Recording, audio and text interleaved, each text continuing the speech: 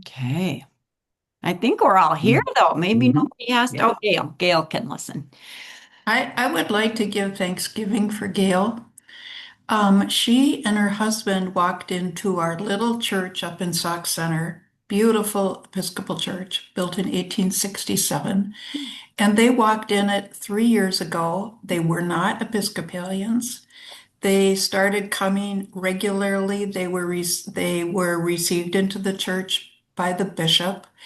And Gail this week is at the convention That's right.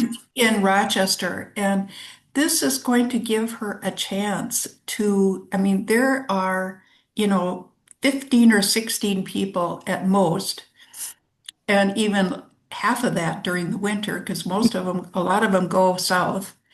And this will give her a chance to worship with a whole bunch of Episcopalians and hear some wonderful music and preaching and really give her a taste of what the greater church is like. So I'm just so thankful that she's going this weekend. That's great. I remember that now. She said she was going. Yeah. Yeah, that's it's always a great opportunity to see the wider church in action, whatever denomination we are. I attended an amazing workshop yesterday that I'm excited about what its work will be in the coming months, and it just continues to remind me what we can be when we are in community, and how exciting that can be, and how we can stand together in resistance. Okay, let us look at what we wanted to talk about was anything that we missed in this chapter, last parable, the rich man and Lazarus. Um, and does anybody want to pick that up? I Well, and just at the last page, page 296, in the first full paragraph, he says, if we cannot see the poor person at our gate, on the street, in the commercials that come into our homes, in the appeals made in sermons in the newspapers, then we are lost. Oh, yes, it was. yeah, Mhm. yeah. I didn't underline, but I did see that in PLC. And there's one thing I have to say to that though. I'm with you on it, but God love them. I do wish some of these folks would realize that everybody does not need to make an appeal the same month of the year. From November to Christmas. And you're sitting there and you're going, yes, I know I want this, this, the Yeah.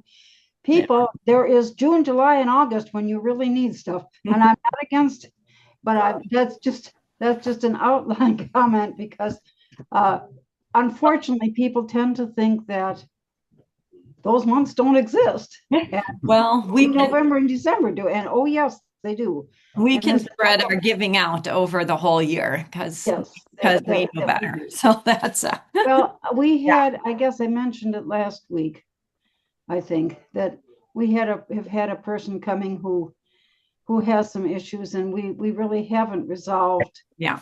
what to do about it, except to be, Beth is trying to be accepting, and at the same time, we have to be aware of everyone's needs. Yeah.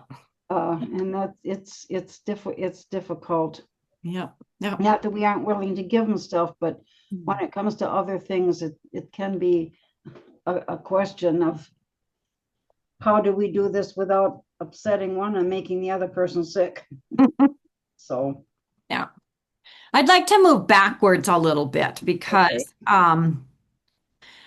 as long as we're taking a last look at this chapter, because this just kind of feeds into so many things that I get excited about. On pages 282 and 283, it is the following from the little heading, Jane, that says, and it happened that when died the poor man. And he was brought by the angels into the bosom of Abraham and also died the wealthy, and he was buried. That Okay. section. Okay. Yep. So, what Amy Jill is kind of pulling out Mhm. here is she says in the second paragraph under that, the Greek in the middle of that paragraph, the Greek conveys connotations of both intimacy and feasting, and then she brings up the picture in John's gospel that is just absolutely amazing. The picture of intimacy and abundance at the end, at the end of that page, same paragraph. For feasting, Lazarus is reclining on Abraham's chest. Mhm. Mhm. You heard that before. We have heard that in John. Just as the beloved disciple reclined on Jesus' chest at the Last Supper. The posture suggests a banquet, a motif that might Mm. be expected given Jesus's focus on food and banqueting and the parable's detailing of food and drink. The poor man who had no food is now reclining at the heavenly banquet. Gospel readers may recall Jesus' comment, many will come from east and west and will eat, recline at table with Abraham and Isaac and Jacob in the kingdom of heaven. That image is not only, I mean, it talks about everything that flips the power the power pyramid, right? Mm. Um, And for her, I just so appreciate. Um, I never saw that in this parable. That she relates that she brings that home with that image in John, Mhm. and then she brings it all the way back to Isaac and Jacob in the kingdom of heaven, and even Mhm. in even books we don't have in the Bible. Yeah. What the poor man lacked in life, human companionship, food, comfort, he now has. Mm. That's him. I moving forward a bit,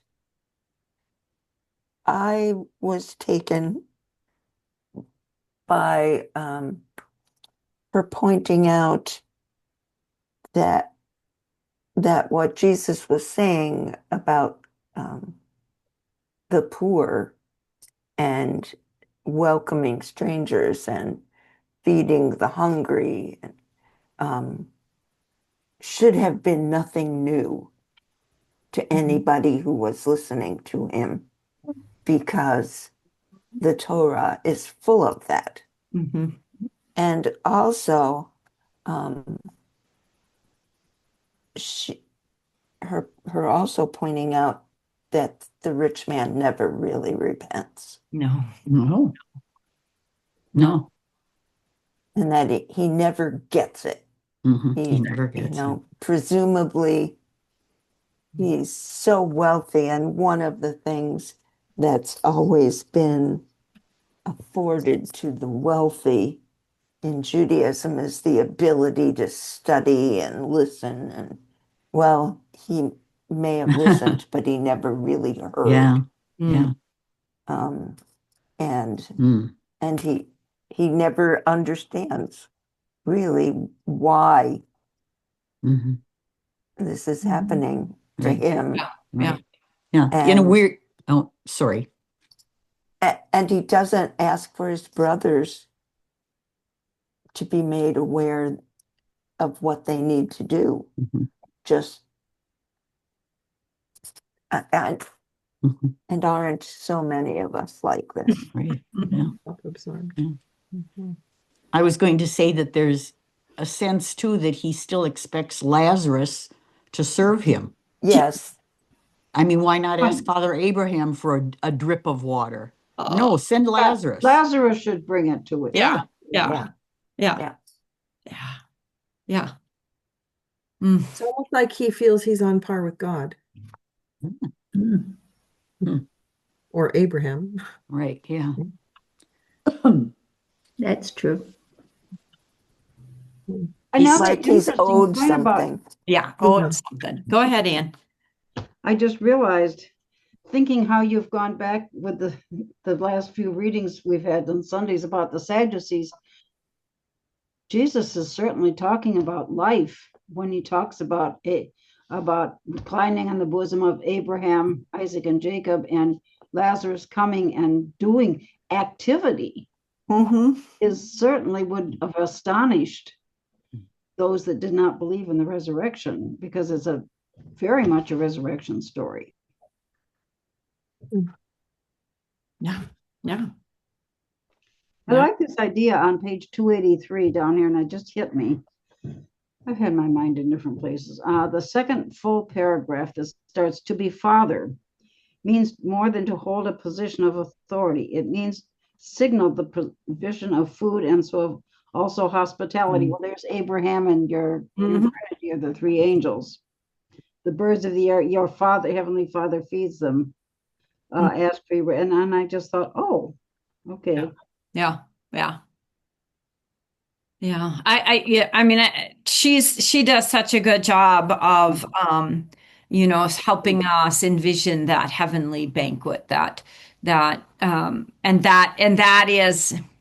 and that who we are and how we act, in this life that we've been given, is a prelude.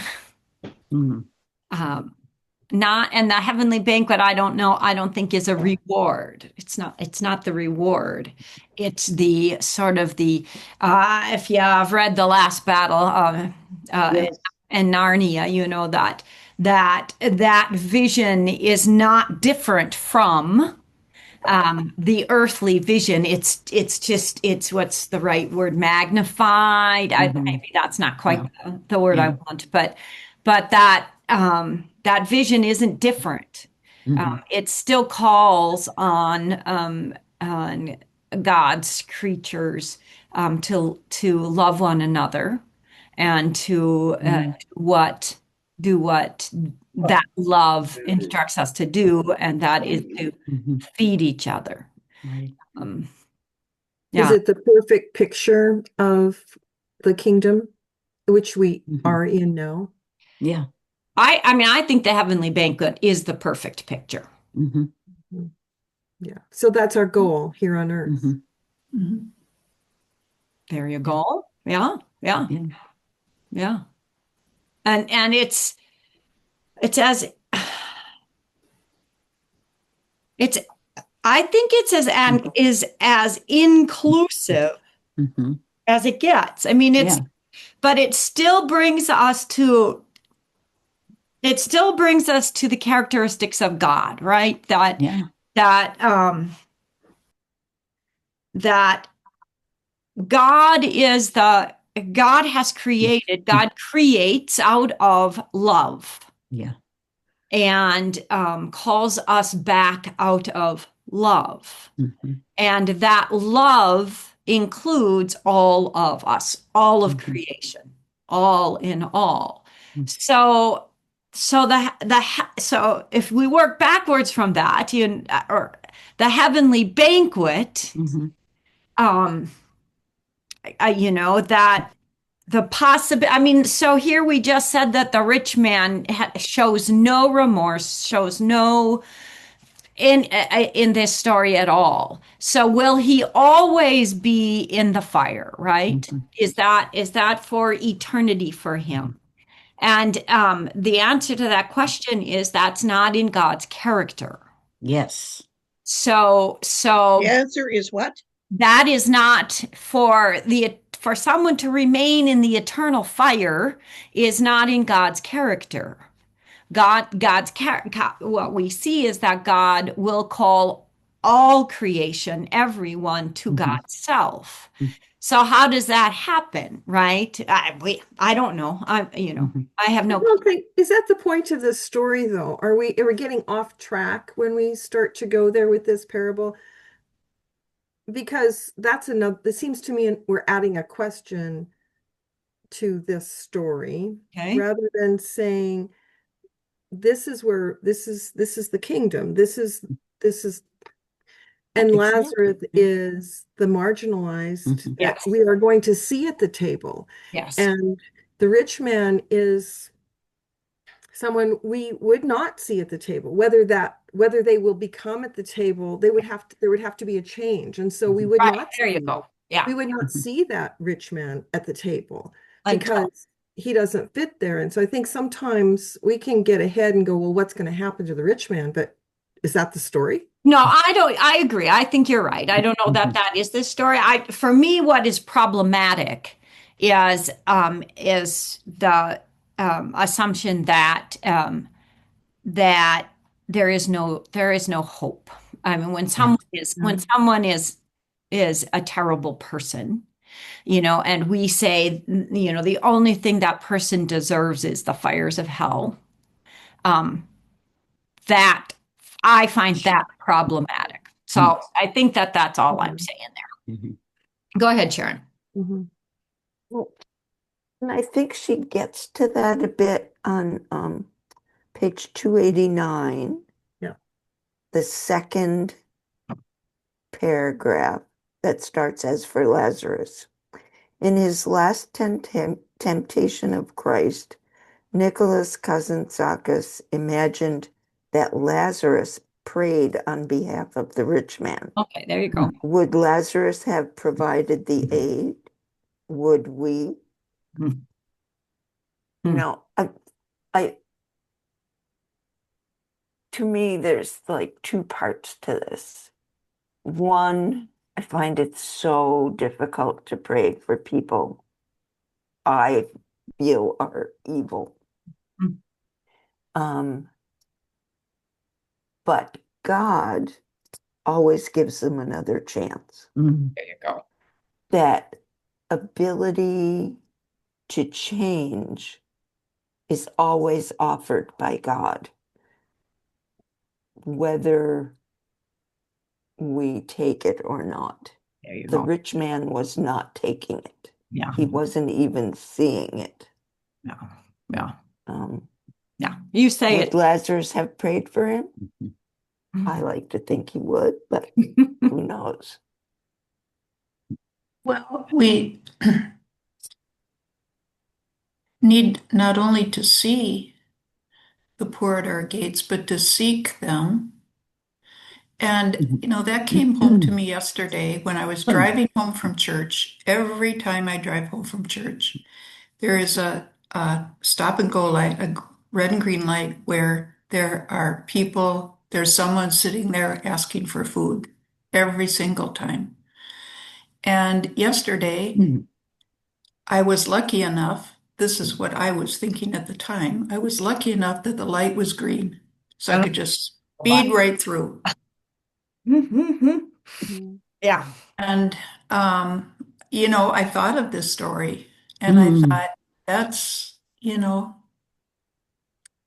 not what we're called to do. And that is so hard, isn't it? Yes. So when so so when we're at the banquet and the marginalized are on the bosom of Abraham and the rich man is looking in, does that make him marginalized? See that's, I think Yeah. there's a reversal there that is Mhm. quite true. Yeah. Yeah. When does Because the oppressor it's like, become the oppressed? yeah, it's like last time we talked about how to be rich is not to be evil and to be poor is not to be sanctified and beautiful and holy. And so we can reverse that then, right? I don't know, I'm just thinking, me. I And don't think It's a it's good that point. he was rich. No, no, it's not that he was rich, but we call him the rich man, And right? it's still not that he was at one time rich. Right. It's that he Attitude. sees, he doesn't see the need He's of self others. he sees only his own need. Mhm. Yes. gosh. It's like he got rich because he stepped on all of the other people, Entitled. but didn't compensate them appropriately. Mhm. And as a result, he grabbed their compensation Hmm. and became rich. Hmm. And it's his attitude that's important, I think. Hmm. Go ahead, Jane. Is that entitlement? Is that his problem? Yes. And that's all he's known. So how can we expect more of him, Or different of him? different of him? Well, and I think that that's a really important Mhm. question for us to ask. I mean, Catherine raised it too. It's the same question from with Right. words. It's how do we see, and then what do we do about that? Is it enough to see? Is it enough to see that person at the light with the sign that says, anything is helpful? And to wave and look at them and say, and I see you, um, and then to drive on. Um, Sometimes I think that because if I'm going to stop, I'm creating an accident for all those behind me. Right. There's that. There's that. But yeah, I don't know the answer. I don't know. I would love the wisdom of the group Mhm. that, what is it? Um, is it enough to see? And when is that not enough? And that we need to move our hands and feet to the action. Um, yeah, I don't know any of those answers. And you're muted.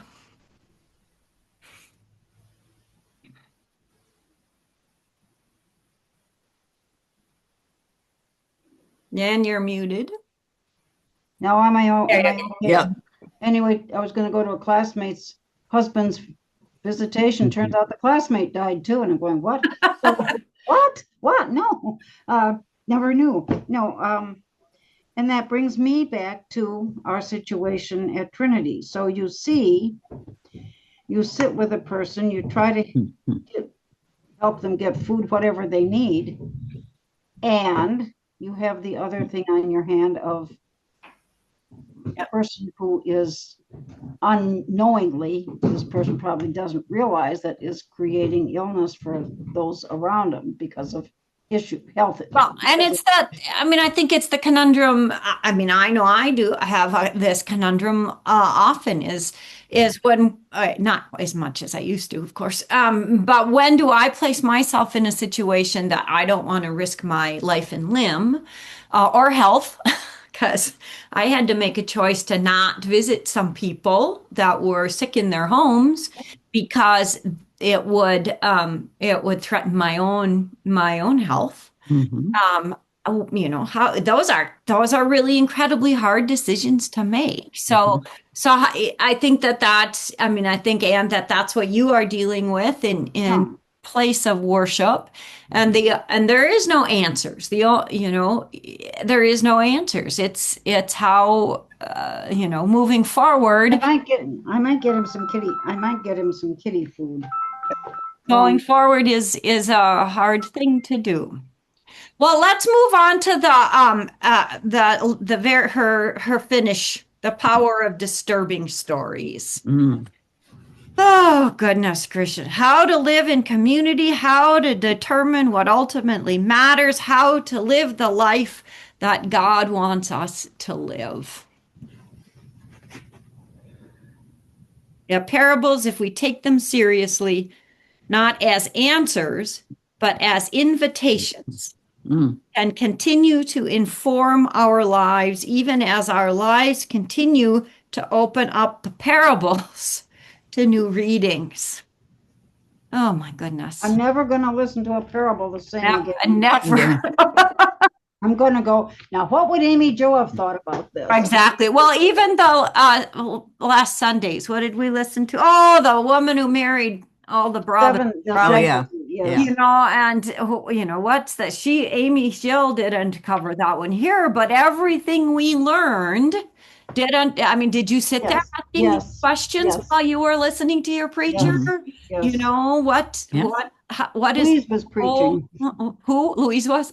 What is this about? And I mean, how does a story like this land in ancient Judaism? Yeah. And how are we to hear it in new and surprising and disturbing ways, Mhm. right? Go I ahead. we're reading Luke for EFM, and I ran across the line where Jesus tells the disciples to not or to ignore the yeast of the Pharisees and the Sadducees. And my mind immediately goes to hidden yeast, Hidden. you know. Mhm. It's like you cannot read this book and not have it affect the Yeah. everything else. Everything else. Not just the parables, right? Right. Right. But everything else that we're reading, that we're listening to. And also, especially with Luke, I find myself going, now, is this Luke talking or is Yeah, same thing. Or is this Jesus? Is he editing? Yes. Yeah. You've But that, gotten so suspicious, Kathy. well, but I mean, I think that that's a good thing. Mhm. At least us who are sitting in those pews listening can ask that question. Is the and then as we listen to the word read and to the word preached, um, we don't, we can say, oh, that was you did a great job on that sermon. At the same time as we can say, you know what, though, that this is something that we need to really listen to, and this is something that we really listen to. And the reality is, well, I was just going to say that nobody's wrong. Well, maybe Well, sometimes, I don't know sometimes, sometimes. sometimes there might be wrongness there, but that, Mhm. um, at least we know when one is jumping to allegory maybe a little too fast, Yeah. um, or just accepting that interpretation without being critical, being a critical listener. But yeah, we have been turned into critical listeners, and Oh yeah. that can But either be joyous or a burden, I guess. Go ahead, Sharon. the thing is, having come to hearing these parables perhaps somewhat later than the rest of you, when they were first introduced to me, they were introduced as allegorical. oh yeah. I mean, there was no, let's look at this another way. Right. And that was in the early 70s. Yeah. So, Well, in EFM, we're using a text that is used as a beginning in seminary. And guess what? They're Bill, allegories. Yeah. And, so it's like we're teaching future preachers today that Mm. they're allegories. Okay, Kathleen's next. Yeah, I just want to weigh in on that a little bit. Um, Is this I from your medieval perspective? no, Oh, okay. it's just from my perspective as a literary scholar and historian. Um, so let's see if I can find the right page here. Anyway, I really like what she does in this book, and I really like the way um, she reads the parables. I think it's kind of, and I think it's brilliant that she sees how um, even the evangelists uh, changed the text, right? What they did with they Yeah. were she calls it domesticating the text or whatever. But first of all, that's kind of inevitable. We can't take something and not put our own stuff onto it. Yeah. Um, Mhm. Catullus, famous Roman poet, sometime 100 BCE, he said the same thing. He wrote this book of poetry and he said, "Go, little book." And he Yeah. made this whole poem about how, everybody was going to take it and do their own thing with it and it wouldn't stay the same. Well, and So, we know that that's true from the very first yeah, but translation of the sacred all I wanted to say, scripture. all I wanted to say was Mhm. that this is also what was happening in this time period when the evangelists were writing, is that they did allegorize. Yes. And yeah, so that's just part of how they were understanding the text. Right. Um, which Yeah. why I'm hesitant to put any sort of right and wrong on. I mean, because Yeah. there isn't any right and wrong. That she has opened our eyes to seeing these parables in a way we have not seen them previously. Yeah. That That does was not, great. yeah, that does not mean that any other way of reading the parables is worse than, better than, bad or good. Yeah. It Yeah. just I is. think, yeah. And I think what I really like about it is how she sort of changes um, the literal aspect of the parables, how Yeah, she deepens that. yeah, And that's great. Mhm. I love it. yeah, yeah, yeah. I mean, Well, she gives us a background that none of us have ever had. right, right. I mean, she gives it, you really get into, and that's meant a lot to me, um,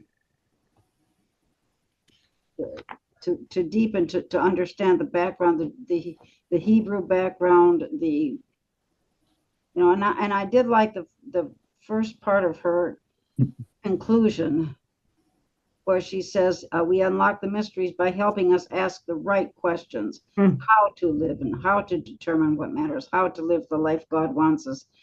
They are Jesus's way of teaching and remembered because they continue to provoke, challenge, and inspire. And that's why I remember that was such And a brilliant beginning to her. I think that there are two really important things that I think that I'll take away from reading this. The first um, is that very thing. The words provoking and I mean disturbing. All of those that the parables that when Jesus told the parables, we think that Jesus and Amy Jill says intended for us to hear was the was the surprising, shocking, disturbing nature of these particular stories. The second thing that for me as a preacher and teacher, that I find incredibly important is her pulling back the onion skins to see where we have stereotyped Jews in these. And for me, Yeah. that's something that I mean, I know that I've had some of that moving along, but she sure is convicting in that sense of these kinds of interpretations. Maybe you should rethink. Maybe you should come at it from a different way because they are continuing to stereotype. Sharon? Well, before you said that, I was going to say I think there is one way, at least, where the interpretations we've had long standing and continuing are wrong, and that is in the ways they've not only stereotyped but changed the reality of what Jewish life Mm. and worship was like then. Um, and and we need to get away from that because it's done a lot of damage Mm. and continues to do a lot of damage. Um, and I guess I've always struggled a little bit with that. Um, but having someone who actually knows say things, I found it very enlightening. Sometimes I personally feel like she stretches it maybe a little bit too much. But but yeah. Um I have a question about this. On page 301, at the end of the uh, last chapter of that section before the four tastes of the messianic banquet. She says, rather than accept the challenge, including those challenges that, were we honest, would convict ourselves, we turn the parables into screeds against Jewish practice, ethics, or theology. Such approaches, as we've seen throughout the volume, misread Jesus and misread Judaism. We can do better. And I totally agree with her. And I wonder how much of what sounds so anti-Semitic to us is uh, a projection of the evangelist. How much of it is what Christianity has done with it since then? Um, and maybe I wonder too, given the sort of teacher and person that Jesus was, if he didn't actually have some issues with Judaism as it stood in his day.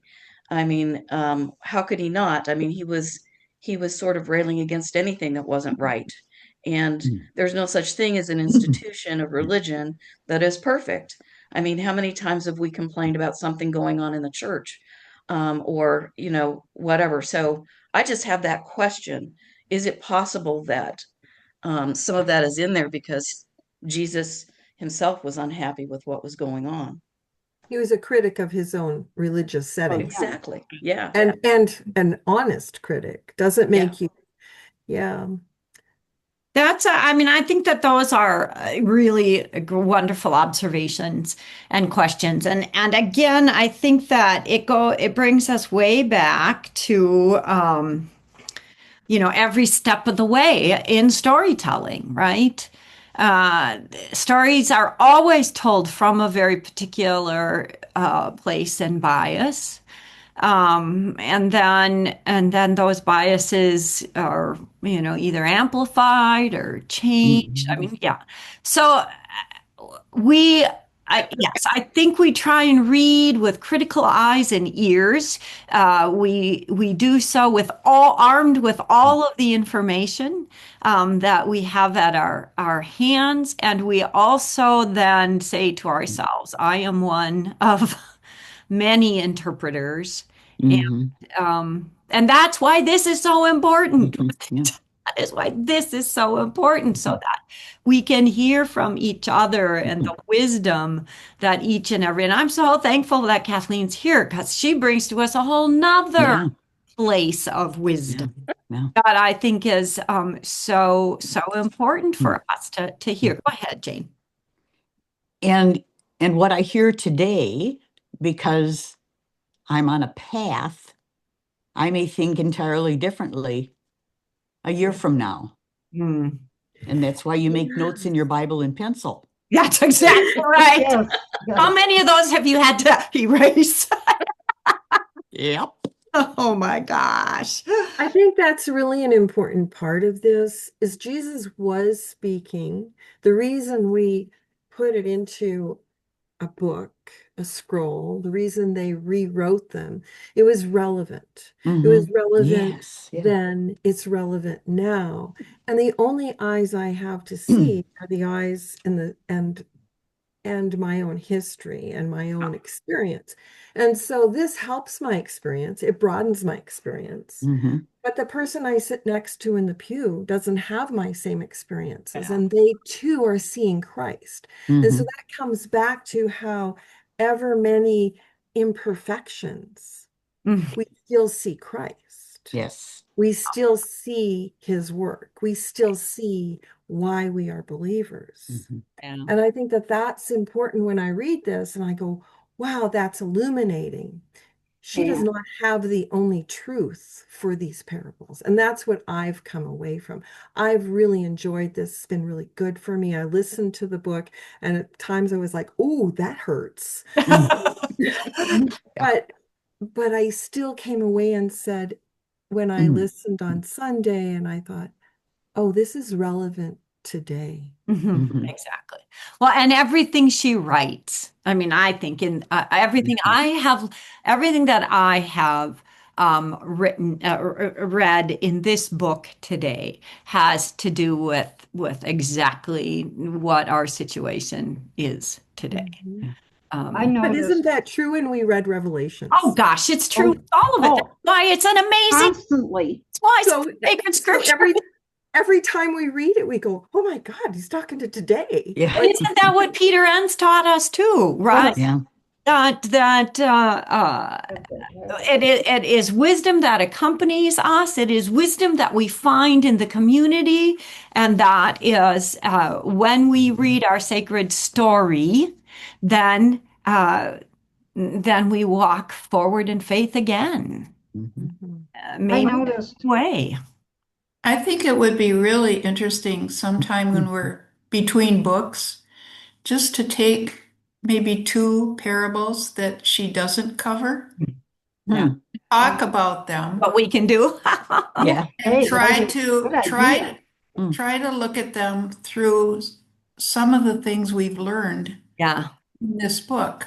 that's a great idea. I Mhm. like that, Yeah, Kathy. I was we might noticing, do that after Christmas. That would be yeah, that would be good. I was noticing on the bottom of page 301, which what you were saying, Kathy, if the, and what you were saying, Jane, if the interpretation, or no, of a story told by a Jew to other Jews yields a negative stereotype, then the interpretation, I like that, got more lost than the sheep, coins, or sons and should not be recovered. Yeah. But if it, because However, I don't think Jesus Mhm. was trying to stereotype negatively against, it was, for Mhm. some reason, I was thinking, Jesus, yes, he is God. He's got a whole different perspective, but on a human level, wasn't Martin Luther doing the same thing? Mm. Mm. Sharon. well, to say that Jesus had no issues with the um, the Jewish hierarchy of his day Yes. would be like saying one cannot take issue with the Israeli government today Yeah, he did. Yes, without being labeled anti-Semitic. Yeah. yeah, and he You was know, he had issues. I mean, they were pretty plain, weren't they? When you call someone you hypocrites, Hmm. that's pretty. It Yeah. was the hierarchy, not. Yeah. Well, it wasn't just hierarchy. He was pointing out evil. He was Yeah, pointing out right. In bad any stuff, ways. right? I mean, you can have hierarchy that is benevolent, that is good. Well, I just noticed that in this parable, in all of them, except for the one where the Sadducees are coming after him, he never explicitly says Jewish. I mean, it's the rich man and Lazarus, or the woman, and you could, and that's the genius of it. You can put it anywhere in any century at any person. Well, he was speaking to his population, right? Right, Just right. like when we don't say, oh, those Americans, we talk about we talk about our government, right? And Yeah. it is ours. Us. But yeah, you're right. Mhm. Yeah. But she says on page 301 at the bottom, second paragraph from the bottom, if the interpretation is a platitude or a banality, be generous. God loves you. The kingdom of God is important. Pray a lot. We may have a surface reading, but we are not fully appreciating the genius of Jesus' storytelling. Well, finish that. you know, Finish that sentence, Catherine. Yeah. Finish. or the respect he had for the people who Mhm. listened to Yeah. him. But, Mhm. you know, these parables are written for, we're told to people, some of whom were brilliant, some of whom were incredibly well read, and others who weren't Yeah. Yeah. at all. Yeah. And that's the same as it is now. And what those people can get out of this is be generous. God loves you. The kingdom of heaven is important. Pray a lot. And that's perfectly valid. It is. That's right. Well, and I mean, I think there's an and to that too. And Jesus loved and had compassion for every one of his listeners. Yeah. And you Yes. know, that, yeah, I mean, I think that's an important piece too. The paragraph above that, I love that he says, if your interpretation requires an answer key or decoder ring, you're not listening. And that comes back to we can remind people you don't need to have special dispensation to Yeah. understand the Right. parables. Right. Right. I think in my experience, I think when I hear people say, I just don't get those parables. Or it's what my reaction is you're choosing not to. Mm. You're choosing not to hear it because it's really hard and because it's convicting and because Yeah. you might very well find yourself in a spot in one of those Mhm. parables that you're not really happy with. Or have they been told that they're too hard? This is And stuff well, yes, I think above you. it's from the get-go that, Mm. well, I mean, how many of us were raised with you don't have to read the Bible, we'll take care of that for you. Not me. Yes. Well, we many in other liturgical traditions were just told to leave it with the experts, and the Hmm. rest of us don't really have to pay. I'm noticing on I went to Facebook on some, seminary, so I can tell you what it means, right? Yeah, exactly. I can tell you. Right. well, yeah, I'm noticing on Facebook several of, I'm on one of the Catholic pages, and I do love Cardinal Dolan, speaking exactly that suddenly they're going, well, yeah, we should read the Bible. Wait, yeah, we just realized that we were, back being told, we'll tell you the same idea of it being always in Latin and not translated into people's own language for them to understand. When I was a child in my little tiny town in Alberta, we had a new young priest come to the Catholic Church. Me being Dutch, I was going to the Reformed Church, but I had lots of Dutch friends who were going to the Catholic Church, and he was handing out the way. Oh, And Oh. he was not in good standing Yeah. with a lot of the other Catholic churches, but they'd sent him to this tiny little town. What's interesting Yeah. is that tiny little town, which is still has not increased in population, I think it was 10 years ago, built a $3 million new church when they exploded out of their church. And so Wow. him handing out the way Yeah. has continues to change that community. I think it's Okay. fascinating, especially since it has a lot of old order Mennonites in it, and it has also a lot of No, I'm Mormons in it, not. and yet the Catholic Church is the one that's exploding. I'm missing what you're saying in that he handed out what? Oh, it's the Bible from the 70s, the Oh, okay. paraphrase Bible called The Way. Okay. And that's what he was handing out to everyone in Mhm. the congregation. Just for the sake of breaking stereotypes, can I tell you that I um, went to Catholic school, Roman Catholic school forever, Yeah. and in eighth grade we had a teacher that taught us Old Testament I love that. history and um, I forget how, we didn't read a lot of it because we didn't have Bibles, but nevertheless, just to break the stereotype, which a stereotype is largely true, but there's exceptions.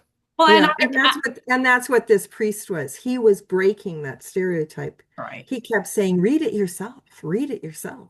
And I too have that similar story. I never went to parochial school, but I was in attendance as a public school kid at every single, from the time I was an itsy bitsy little child, at every single one of we started out in Saturday morning school, and then we had Wednesday afternoon after school, and then we did Sunday evening. I did all of that.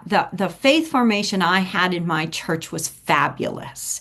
And I believe that that's what formed me to be a priest. I And was in Catholic grade school for 3 years, and we were encouraged to read the Bible. well, My good. mother even bought me a great big one with colored pictures and stuff. Yeah. So the stereotypes aren't always, I mean, yes, they are there to be broken for us. Okay. I want to do, And today at St. Mary's here, we have a Bible study. yeah. Well, yeah, today is yeah. And I was in Bible study, a big active Bible study when I was in high school. So on page 304. I mean, she's got a lot of little nuggets of wisdom. But on page 304, the one that really struck me that I want to kind of take away, toward the bottom, this whole little paragraph. The parable should disturb. Mhm. If we hear it and are not disturbed, there is something seriously amiss with our moral compass. Mm-hmm. It would be better if we perhaps started by seeing the parable not as about heaven or hell or final judgment, but about kings, politics, violence, and the absence of justice. If we do, we might be getting closer to Jesus. That was something. Yeah. What To, about when he constantly is saying the kingdom of heaven is like? yeah. And then goes Well, into and I mean, I've always preached parables from that place. The kingdom of heaven is like, and I'm not going to stop doing that, but it's definitely this will definitely Mhm. change some things. Who is going to jump in? Did I hear somebody? Um, I did look up to see if Amy Jill had written something about the passion narratives, the Holy Week stories, and she has. It's called Entering the Passion of Jesus. She explores the passion story, showing how the text raises ethical and spiritual questions for the reader and how we all face risk in our Christian experience. So I'm putting that out there if we want to consider, if you Mhm. want to continue with her, to consider that down the road as we get closer to Mhm. Lent and Holy Week. That might Mhm. be an I've interesting. got to get through Advent and Christmas first, honey. Well, I just thought that might be How an many Oh, yes. pages is it? Yeah, it's that's what I let's see here. Where is that? We've got another book already for Advent. Yeah, no, this would be for Lent and Holy Week. Where does it say how many pages it is? Oh, I'll look it up. 144 pages. Oh, not that's very, not much. just a That's not short bad. one. Yeah. Yeah. But I it's just picked up, 10 bucks. Go ahead. I just picked up this one. Who's that out there? Oh, that's her too. Jesus, Yeah, this everyone. is pretty new, Okay. Wow. Yeah. and I think it would be a good read for another book group that I'm in, Okay. which is focusing on that. Okay. No, I was just going to say it looks like when she did it as a DVD, it's 6 sessions. Okay. So that might be an idea for how long it would take us. Yeah. Of course, it Mhm. probably take us more than 6, but gives us a framework. Yeah. Mike.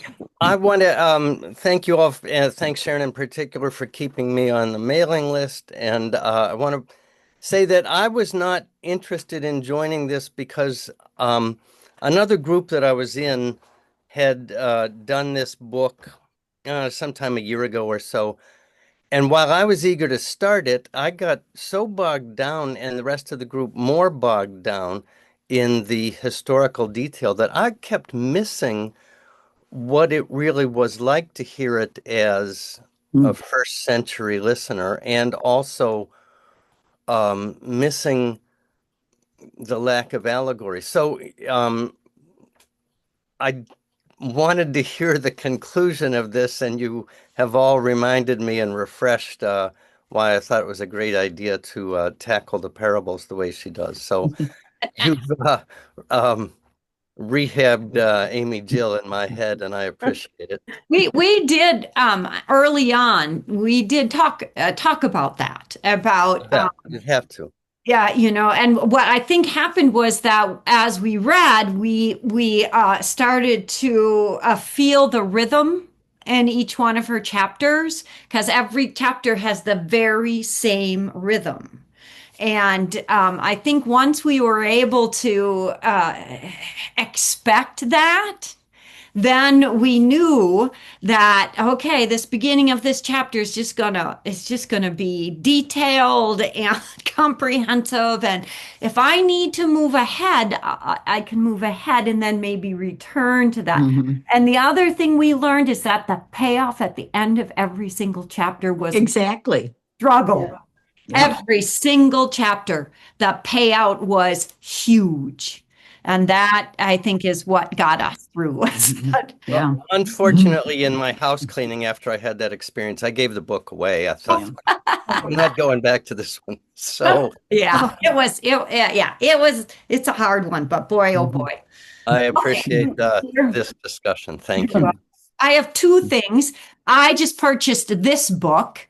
Um, Diana Butler Bass was being interviewed by Heather Cox Richardson, of all people. Oh, And I just was thrilled with what she had to say about this book. So I bought it. It's an expensive book because it just came out in hardback. But I went back and forth about my book budget and realized I really wanted it. And I'm very happy because she starts out with my favorite author. Madeline Langle. Thank you very much. Her first chapter is called Wrinkly Time. Oh my Oh. goodness. Wrinkly Time. Anyway, Wrinkly time. I so love that interview. So next She week, did, yeah. she did So such that's a her. good job. Okay, And- so then where did I put my next week we're starting the Advent book. Yes. didn't bring it here with me. So next week this is what our assignment is. We want to read the preface, the introduction, and chapter 1. I know that feels like a lot, but it's really not. He gives us the 3 Advent week 1 readings. I think that's all there is.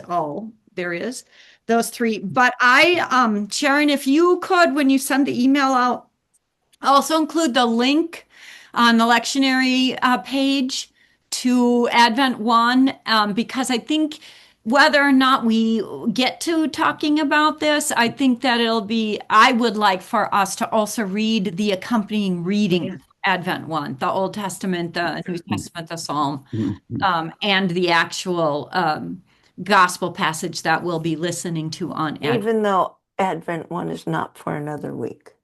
Well, we'll be ready. Yes, That's right. We will be. All right, thank you. I will see you all next week. Okay, we will be ready to sit in our pews. Yes. Isn't that what I had said in the beginning that we would start next? Yeah. Yes. Yeah. yes. Yes. Yes. I do. I think that, rather than being behind the 8 ball, Yeah. we'll Exactly. we'll be ready to sit in our pews and listen to these stories, having already. Yeah. So we'll be ahead of the game. Thank you. I'll see you all. Love you dearly. I pray for you. Take care. We'll see Have you. fun Sunday. Am I understanding we won't meet next Friday? No, We we will. will. We will. Yeah. What is next Friday? The 14th? No, the- the 21st. 21. Yeah. So we'll do intro in chapter 1. Then on the 5th, we'll do chapter 2. On the 12th, chapter 3. Is that right? Did I say we're not? Did I miss this Friday after Thanksgiving? You did, I think. Maybe that's why we're starting this next week. Maybe I thought we wouldn't The meet 28th. Are we going to meet the 28th? the Friday after Thanksgiving. I didn't put that in my calendar. We can, but You told us in an email what we were doing, but I'd have to look for it. well, let's meet next I'll week send ready it for again, that. Kathleen, so don't worry. Yeah. Okay, thank you. I think I did skip the Friday after. So we're not meeting that Friday? It's up to us. We can just. I'm going to be around. I'm not. I'm not going anywhere either. Yeah, I'll around. be here. Yeah. So we can decide. Maybe that all that stuff's going to take us a couple weeks. Yeah. Okay. Sounds Okay. good.